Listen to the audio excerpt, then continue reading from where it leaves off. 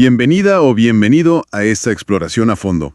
Hoy nos metemos de lleno en junio de 2009, en Honduras. Vamos a ver la destitución del presidente Zelaya Rosales. Tenemos un análisis jurídico, uno muy detallado, de Edmundo Orellana sobre la legalidad de todo aquello. Exacto.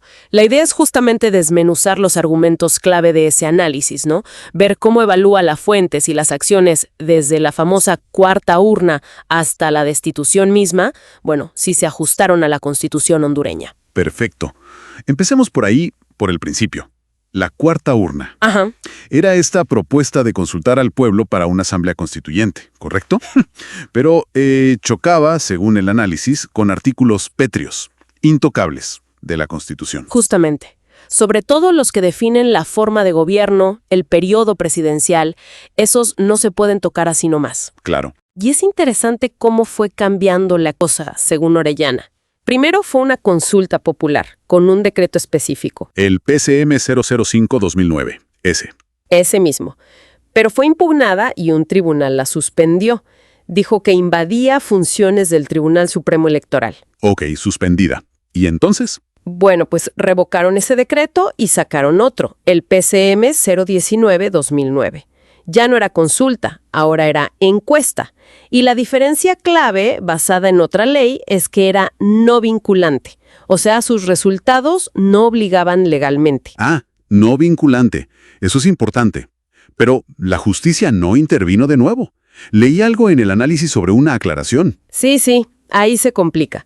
Un juzgado, al aclarar la suspensión anterior, la extendió no solo a ese acto, sino a cualquier acto futuro del gobierno con el mismo fin. ¿A actos futuros? ¿Así, en general? Exacto.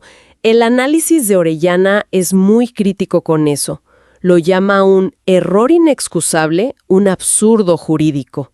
Porque las sentencias normalmente tratan sobre hechos concretos, no sobre hipótesis futuras que podría paralizar al Ejecutivo. Uf, qué complicado. Eso ya dejaba el ambiente tenso. Y claro, todo estalla el 28 de junio.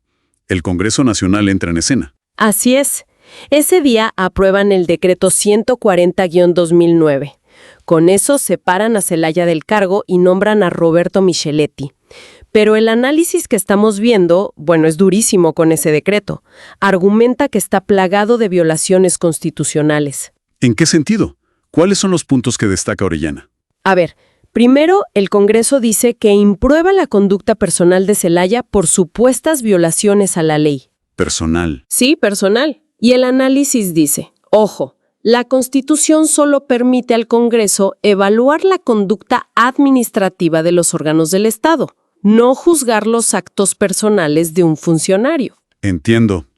O sea, el análisis sugiere que el Congreso se pasó de sus funciones, que actuó como si fuera un tribunal. Justamente eso. Al decir que Zelaya cometió ilícitos, que violó la Constitución, que no acató resoluciones, según Orellana, el Congreso usurpó funciones que son exclusivas del Poder Judicial. Claro, porque juzgar y declarar culpable. Exacto. Eso le toca a los tribunales, después de un juicio justo, con derecho a defensa, presunción de inocencia, todo eso que aquí, según el análisis, no hubo. Se le declaró culpable sin juicio. Y me imagino que el punto central del análisis es todavía más de fondo.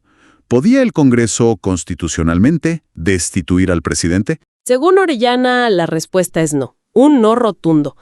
El análisis insiste en que la Constitución de Honduras no le da esa facultad al Congreso. Destituir a un presidente elegido por el pueblo es visto como usurpar el poder, suplantar la soberanía popular. De hecho, la Constitución misma lo califica como traición a la patria. Fuerte. Recuerdo que se usó mucho el término sucesión presidencial para justificar que Micheletti asumiera. ¿Qué dice Orellana de eso? Que está mal usado, que sucesión es un término más bien de monarquías o de derecho privado. La Constitución hondureña habla de sustitución, pero ojo, solo en casos muy específicos. Muerte, renuncia aceptada o incapacidad declarada por un juez. Y ninguna de esas aplicaba a Zelaya en ese momento. Exacto. Según el análisis, ninguna de las causas de sustitución constitucional se daba. Así que, para Orellana, esa designación de Micheletti no tuvo base constitucional. Entendido. Y más allá del decreto, la forma física en que se manejó a Zelaya, su captura, su salida del país, eso también lo cuestiona el análisis, ¿no? Totalmente. Primero, la captura. La hicieron las Fuerzas Armadas. Y no debían. No, según la Constitución. El artículo 293 dice que eso es tarea de la Policía Nacional. Ajá. Y luego, lo más grave quizá, la expatriación forzada. Sacarlo del país. La Constitución en el artículo 102 es tajante. Ningún hondureño podrá ser expatriado. Así de claro, es una prohibición absoluta. Pero se dijo que era por estado de necesidad, ¿no? Para evitar un baño de sangre, violencia. ¿Cómo responde el análisis a eso? Lo rechaza de plano. Orellana argumenta que el estado de necesidad exige un peligro real que esté ocurriendo o sea inminente, no algo futuro o hipotético. Y además, dice algo interesante.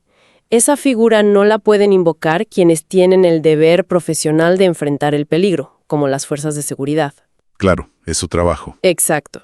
Y también se pregunta si se puede usar para salvar a la nación en abstracto, en lugar de para salvar vidas concretas y específicas. Queda un último argumento que se escuchó mucho, el del artículo 239, que Zelaya había cesado automáticamente por proponer cosas relacionadas con la reelección. Sí, el análisis también lo aborda, y lo refuta por varias razones. Primero, dice que la encuesta que proponía Zelaya no hablaba de reelección directamente. O sea, el tema no estaba explícito. No. Segundo, el propio Congreso no usó ese artículo 239 como base en su decreto de destitución. Si era tan claro, ¿por qué no lo usaron? Buena pregunta. Y tercero, y quizá lo más importante, esa sanción de cesar de inmediato que mencioné el artículo no puede ser automática. Requiere un proceso judicial, debido proceso, derecho a defensa, presunción de inocencia. Lo básico. Entonces, para ir cerrando y resumiendo la visión de este análisis jurídico de Orellana. La cuarta urna, ya de por sí, tenía problemas legales. Ajá. La destitución por el Congreso, sin base constitucional, usurpando funciones judiciales. ¿Correcto? La llamada sucesión no seguía los pasos de la sustitución constitucional. Exacto. Y la captura y la expatriación, violaciones directas a la Constitución, no justificables por estado de necesidad. Esa es la lectura del análisis, sí. La conclusión de Orellana es que fue un golpe de Estado, producto de una conspiración amplia con varios poderes y sectores involucrados, y lo califica como una ejecución, torpe, dice, que mostró lo frágiles que eran los derechos fundamentales. Y la reflexión final que deja el texto es potente, ¿no? Advierte sobre la impunidad, que si esto quedaba así, sentaría un precedente terrible para Honduras y para toda Latinoamérica. Sí, deja abierta la pregunta, ¿cómo se reconstruye la confianza en las instituciones? ¿Cómo se sana la cultura política después de una fractura así del orden constitucional? ¿Es algo para pensar?